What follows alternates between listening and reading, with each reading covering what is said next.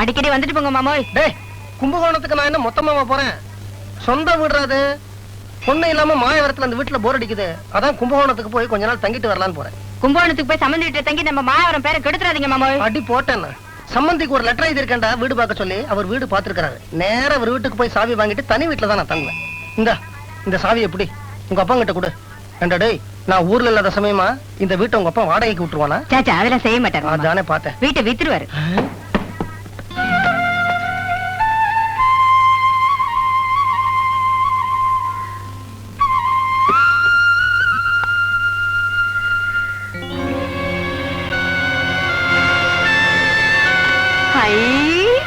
குழந்தை ஏது இது? யார் வச்சிருப்பாங்க? அம்மா, ஐயா, சார், ஹலோ, யாரு குழந்தைய வச்சது? யார் தானே? யாரு டாமா யாரு டியா? குழந்தை எப்படி வந்தது? கதத்துனா தண்ணி எத்தனா குழந்தை அதுதோ எதுன்னு எதுங்க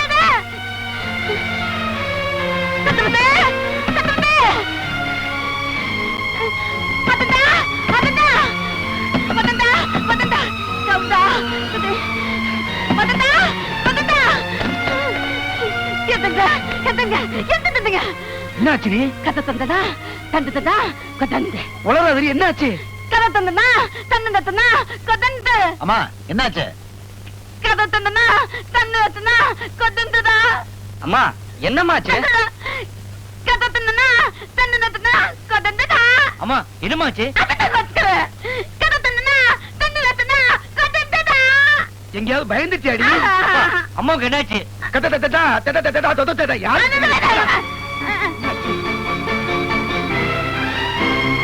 பாத்தீங்களா? இதான் கொதந்த.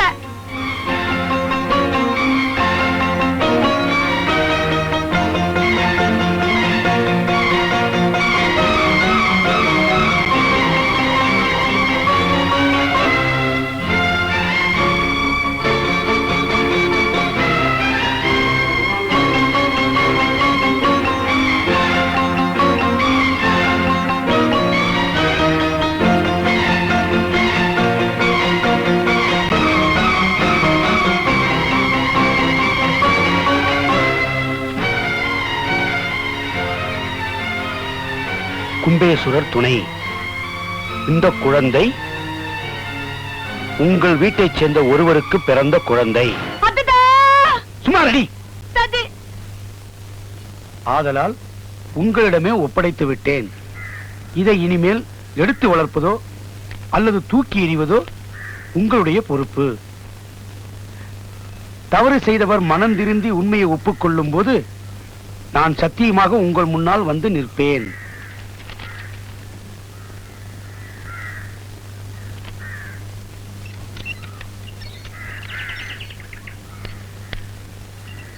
சம்பந்தே, எப்படி இருக்கீங்க? வாங்க. ஏது குழந்தை? மூக்கு மொழியும் பார்த்தா உங்கள மாதிரியே இருக்கு. என்னது? சும்மாரு. சம்பந்தி, காலையில பார்த்தா இந்த குழந்தை இங்க இருந்தது. கூடவே இந்த லெட்டர் இருந்தது. யாரு குழந்தை, என்ன லெட்டர், ஒண்ணுமே தெரியலையே.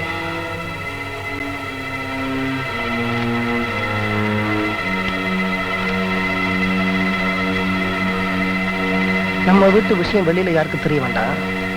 உள்ள போய் பேசலாம். இத பாருங்க, நான் ஆஃப்டர் ஆல் பெண்ணை கொடுத்த சம்பந்தி. எனக்குன்னு ஒரு லிமிட் இருக்கு. அந்த லிமிட்டுக்குள்ளதான் நான் இருக்கணும். அதை தாண்டி வெளியில வர முடியாது, வரவும் கூடாது. நாளைக்கு இந்த வீட்டுல நீங்க யாராவது நீ யாரா என் வீட்டு விஷயத்துல தலையிட அப்படின்னு ஒரு கேள்வி கேட்டுட்டா நான் கவரிமான் ஜாதி, தூக்குல தான் தொங்கி ஆகணும். இப்படி எல்லாம் சொல்லணும்னு நினைக்கிறேன். இருந்தாலும் சொல்ல முடியல. என்ன பொண்ணை கொடுத்திருக்கிறேனே, இந்த வீட்டு மான அவமானங்கள் எனக்கும் பங்கு இருக்க. இந்த வீட்டுல யாரோ எங்கேயோ தப்பு பண்ணிருக்கிறாங்க நல்லா தெரியுது. ஒரு 5 நிமிஷம் அவகாசம் தரேன். தப்பு பண்ணவங்க தயவு செய்து உண்மையை ஒத்துக்குங்க.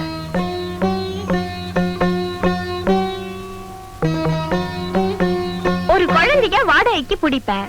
அதை கொண்டு வந்து உன் வீட்டு வாசல்ல போடுவேன்.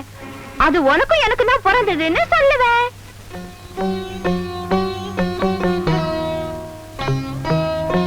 என்ன யார்கிட்ட இருந்தும் பதிலையே காணும்.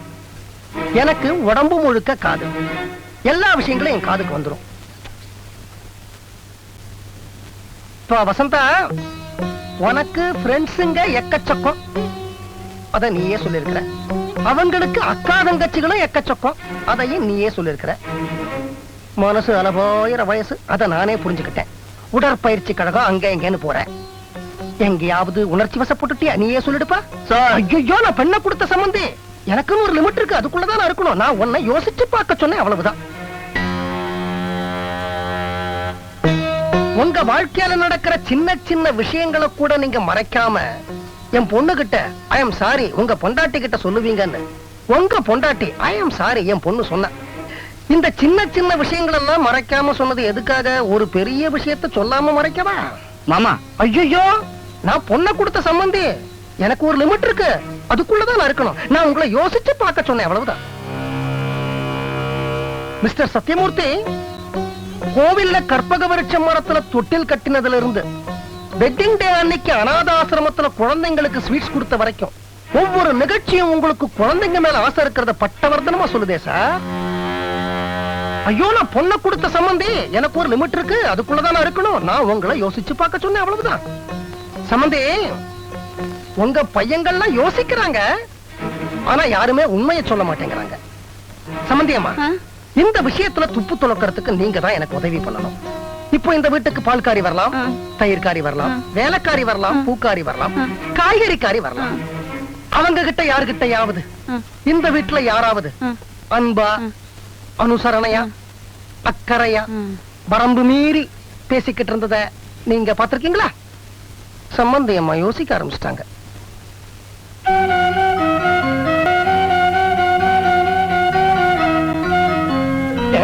என்ன இது? சம்பந்தி, அப்போ நீங்க யாரும் தப்பு பண்ணலங்கிறீங்க. அப்படின்னா இந்த குழந்தைய கொண்டு போய் போலீஸ் ஸ்டேஷன்ல ஒப்பட சொல்லாமா? ஆனா அதுல ஒரு சின்ன சிக்கல் இருக்கு. போலீஸ் ஸ்டேஷன்ல மத்த பொருள்கள் எதையாவது கொண்டு போய் ஒப்படைச்சா வச்சுப்பாங்க, ஆனா குழந்தைய கொண்டு போய் ஒப்படைச்சா வச்சுக்க மாட்டாங்க.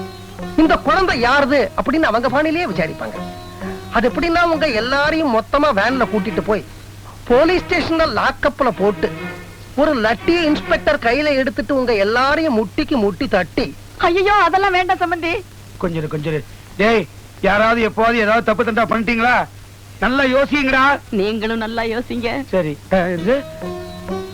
அப்போ போலீஸ் ஸ்டேஷன் வேணாங்கிறீங்க. இந்த குழந்தைய கொண்டு போய் ஏதாவது அனாதாசிரமத்துல சேர்த்து விட்டுமா, இல்ல குப்பை தொட்டியில வீசி எறிஞ்சுட்டுமா? ஆனா அதுலயும் ஒரு சின்ன சிக்கல் இருக்கு. இந்த குழந்தையோட அம்மா லெட்டர்ல என்ன எழுதியிருக்கா?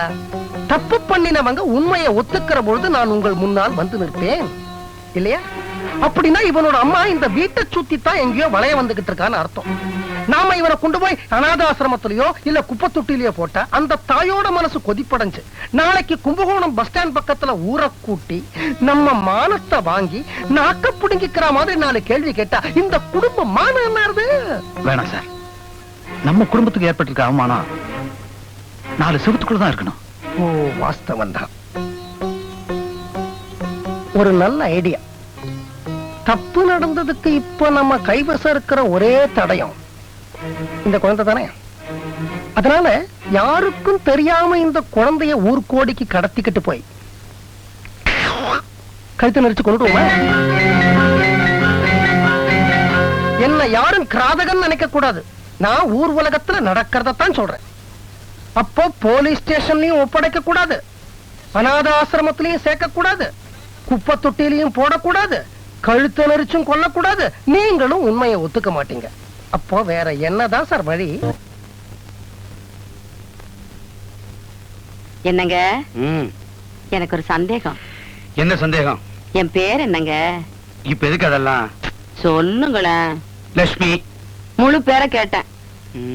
அனந்தலட்சுமியா? இல்ல. கஜலட்சுமியா? இல்ல. சந்தானலட்சுமியா? இல்ல. பின்ன தரித்திரலட்சுமியா? நீயே சொல்லி தொலை. என் பேரு தனலட்சுமி. ரொம்ப நல்லா இருக்கு. இப்ப என்ன அதுக்கு? கல்யாணம் ஆகி கிட்டத்தட்ட 30 வருஷம் ஆகுது. தாலி கட்டின பொண்டாட்டியோட பேரை முழுசா ஞாபகம் வச்சுக்க முடியல. அந்த காய்கறிக்காரி என்னைக்கோ ஒரு நாளைக்கு வர்றா, அவ பேரை மட்டும் எப்படி வெள்ளையமான்னு கரெக்டா ஞாபகம் வச்சுக்கிட்டு இருக்கீங்க? வச்சுக்கிட்டு இருக்கீங்களா? இதுக்கு தான் இந்த பிடி பிடிக்கிறியா? கையெடு. கைய என்னடி இப்படி எல்லாம் பேசுற? வேற வழி? அந்த மதுரை வீர வாழ்க்கையில ஒரு வெள்ளையம்மா பூந்த மாதிரி நம்ம வாழ்க்கையில இந்த வெள்ளையம்மா பூந்துட்டாளோன்னு பயமா இருக்குங்க. கழுத்தை பிடிச்சு நெரிச்சு கொன்னுருவேன் நான். நீயும் பொம்மி இல்ல, நானும் மதுரை வேற இல்ல. லட்சுமி இல்ல இல்ல தனலட்சுமி, இது நல்லா இருக்கு. இந்த பாருமா, சந்தேகத்துக்கு ஒரு எல்லை வேணும். நாடி நரம்பெல்லாம் தளர்ந்து போச்சுமா. கைய தரையில ஊனாம என்னால எழுந்திருக்கவே முடியல. காடு வா வாங்குது, வீடு போங்குது. ஐயோ சம்பந்தியம்மா, இப்படி ஒண்ணுமே தெரியாம ஏமாளியா இருந்தா அப்படி. காடு வா வாங்குது, வீடு போங்குது அப்படின்னா என்ன அர்த்தம் தெரியுமா உங்களுக்கு? வயசாயிடுச்சு, போற வேலை வந்துருச்சுன்னு அர்த்தம். அது ஊர் உலகத்துக்கு. ஆனா உங்க புருஷன் 2 பொருள் வச்சு பேசுறாரு போடகமா அப்படின்னு உங்களுக்கு புரியலையா? என்ன 2 பொருள்? அந்த வெள்ளையம்மா வீடு எங்க இருக்கு தெரியுமா உங்களுக்கு? நாச்சியார் கோயில் போற ரோட்ல இருக்கிற பருத்தி காட்டுக்குள்ள இருக்கு. அந்த காட்டுக்குள்ள இருக்கிற வெள்ளையம்மா வா வாங்குறாங்களா, வீட்டுக்குள்ள இருக்கிற நீங்க போன்னு துரத்துறீங்களா? சம்பந்தியம்மா, நீங்க பொம்பளை, வயசாயிடுச்சுன்னு சொல்லி உங்களை ஏமாத்தலாம், என்ன ஏமாத்த முடியாது. நான் பேப்பர்லாம் படிக்கிறேன். ரஷ்யால ஒரு 70 வயசு கிழவனுக்கு ரத்த குழந்தை பிறந்திருக்கு. என்ன யோசிக்கிறீங்க? ஒருவேளை இவருக்கு ரத்த குழந்தை பிறந்திருக்கும்னா வீட்டுக்குள்ள ஒரு குழந்தை தானே வந்திருக்கு, அப்ப இன்னொரு குழந்தை எங்க? சம்பந்தியம்மா, நடுவுல ஒரு 6 மாசம் வெள்ளையம்மா ஊர்ல இல்லன்னு நீங்க தானே சொன்னீங்க. அவ வெளியூர்ல பிரசவத்தை முடிச்சுட்டு உள்ளூருக்கு வந்திருக்கலாம் இல்லையா? அந்த பாயிண்ட் தான் நீங்க ஸ்ட்ராங்கா பிடிக்கணும். வீட்டுக்குள்ள குழந்தை வந்த உடனே பாடு மனசு எப்படி எல்லாம் நினைக்க தோணுது. என்னங்க, எனக்கு ஒரு சந்தேகம். இன்னைக்குமா? இன்னைக்கு என்ன சந்தேகம்? ரஷ்யாவுல 70 வயசு கிழவனுக்கு ரெட்டை குழந்தை பிறந்திருக்கான். இருக்கலாம், எனக்கு தெரியல. அதுக்கு என்ன இப்போ? 70 வயசு கிழவனுக்கே ரெட்டை குழந்தை பிறந்திருக்குன்னா உங்களுக்கு இன்னும் 50 வயசு கூட முடியலையே. பைத்தியம். நேத்துதான் கைய கீழே ஊனாம எந்திரிக்க முடியல, நாடி நரம்பெல்லாம் தளர்ந்து போச்சு. நீங்க இன்னைக்கு குழந்தை வேணுமான்னு கேக்குறீங்களே. என்ன போட்டு குழப்பாத. இப்ப உனக்கு என்ன தெரிஞ்சுக்கணும்? அந்த ரெட்டை குழந்தையில இன்னொரு குழந்தை எங்க? ரெட்டை குழந்தையா? எந்த ரெட்டை குழந்தை? எல்லாம் எனக்கு தெரியும், என்கிட்ட ஒண்ணு போய் சொல்லாதீங்க. நடுவுல அந்த வெள்ளையம்மாவை எந்த வெளியூருக்கு அனுப்பி பிரசவம் பாத்தீங்க? சனியனே, பீட கருத்துறோம். ஆமாங்க, கல்யாணம் ஆன புதுசுல குலோப்பு ஜாமுன் மாதிரி இருக்கேன்னு சொன்னீங்க. இப்போ சனியன் ஆயிட்டனா? ஆமாண்டி, கல்யாணம் ஆன புதுசுல நீ ஜீராவில ஊற போட்ட குலோப் ஜாமுன், ஆனா இப்போ ரசத்துல ஊற போட்ட வடை, ரச வடை. அது ஊசி போன ரச வடை, நூல் நூலா வர ரச வடை. சம்பந்தியம்மா, இப்பதான் நீங்க மனசை தளர விடாம இருக்கணும். நீங்க ரசவடை இல்ல குலோப் ஜாமுன் தான் அப்படிங்கறத நிரூபிச்சு தீரணும். இந்த மாதிரி ஒரு நூல் புடவையை கட்டிக்கிட்டு கொண்டைய தூக்கி முடிஞ்சுக்கிட்டு வெள்ளரவிக்கிய போட்டா எந்த புருஷனுக்கு தான் பிடிக்கும்? நீங்க உங்க வயசுல ஒரு 20-25 உடனே குறைச்சாகணும். அப்படி குறைச்சா அந்த மதுரை வீரம் உங்களுக்கு, இல்லன்னா வெள்ளையம்மாளுக்கு தான். அப்பனே கும்பேஸ்வரா,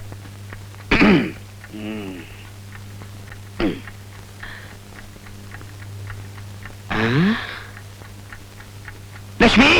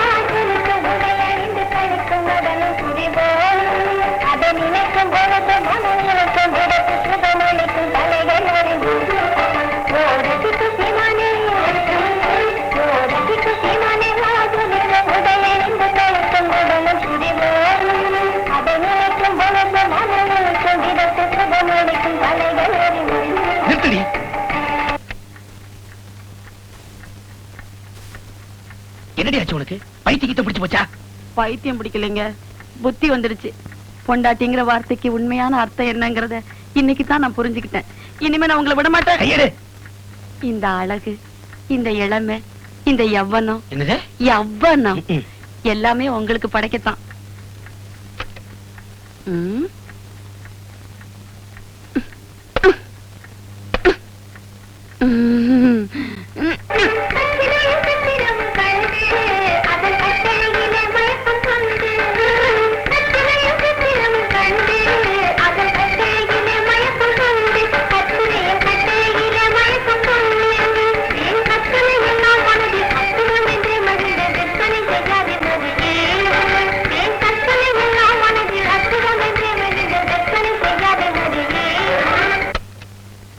பெட்ரூம் இல்ல, நரகம்.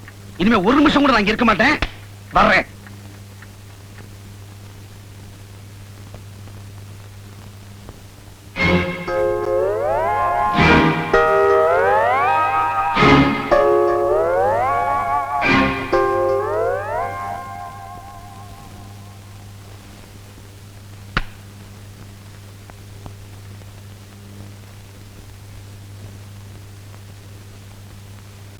என்னம்மா இதெல்லாம்? என்னம்மா நடக்குது இந்த வீட்டுல? நிம்மதியே போச்சு. இத பாருமா, இன்னில இருந்து எண்ணி 15வது நாள். உண்மையான குற்றவாளி யாருன்னு கண்டுபிடிச்சு இந்த கூட்டத்துல கொண்டு வந்து நிறுத்துறேன். தயவு செஞ்சு அது வரைக்கும் எல்லாருமே கொஞ்சம் பொறுமையா இருக்கீங்களா? பிளீஸ் வாடே.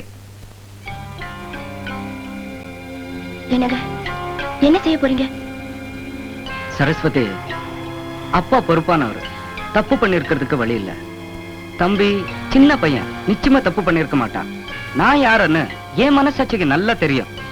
தப்பு பண்ணுனது எங்க அண்ணனத்தான் இருக்க முடியும். அவர் ஒரு மெடிக்கல் ரெப்ரசன்டேட்டிவ். எந்தெந்த வெளியூருக்கு போறாருன்னு எனக்கு நல்லா தெரியும். எங்கேயாவது போவேன், யாரையாவது பாப்பேன், உண்மையை கண்டுபிடிப்பேன். அது வரைக்கும் இந்த வீட்டுக்குள்ள நுழைய மாட்டேன்.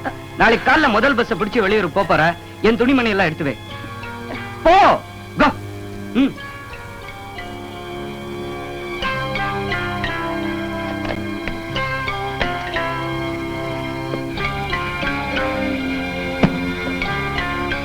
பணம் எங்க வச்சிருக்க? என் பொட்டிக்குள்ள வச்சிருக்கேங்க.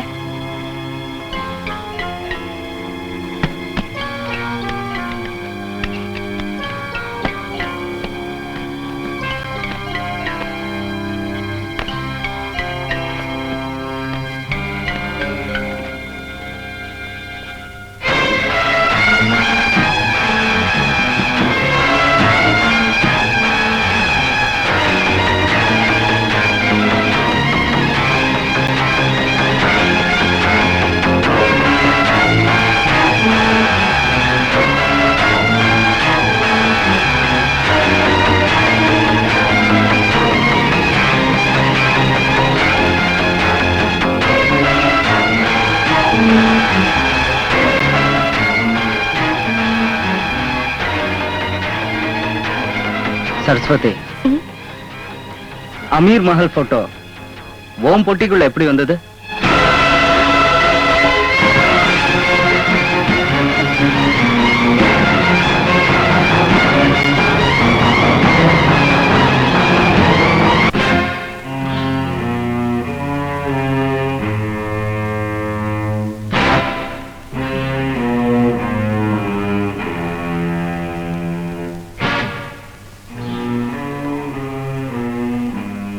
சத்தியமா சொல்றேங்க, அந்த போட்டோ என் பொட்டிக்குள்ள எப்படி வந்ததுன்னு எனக்கு தெரியாதுங்க.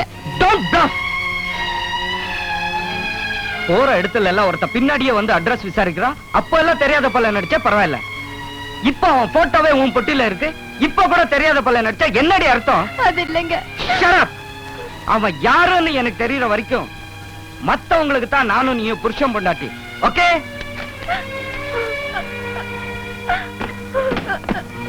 எனக்கு